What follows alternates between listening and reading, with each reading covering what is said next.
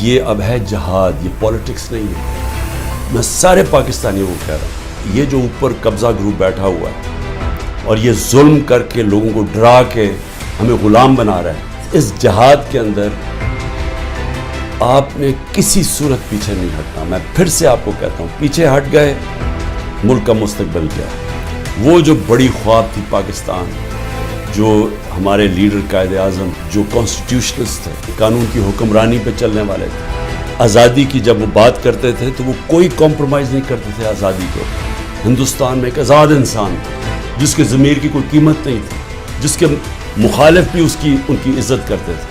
کئی صدیوں میں ایسا ذہن مسلمان دنیا میں نہیں آیا جو علامہ اقبال کا تھا، جو انہوں نے تصور دیا تھا کہ ہم نے مدینہ کی ریاست کے اصولوں پہ ایک عظیم قوم کھڑی کر لی، اور پھر بتایا کہ کیوں ایک زمانے میں ہم نے دنیا کی امامت کی، اور شکوہ اور جواب شکوہ میں بتایا کہ کیوں ہمارا اب زوال ہے۔ آج ہم ادھر ہی کھڑے ہیں۔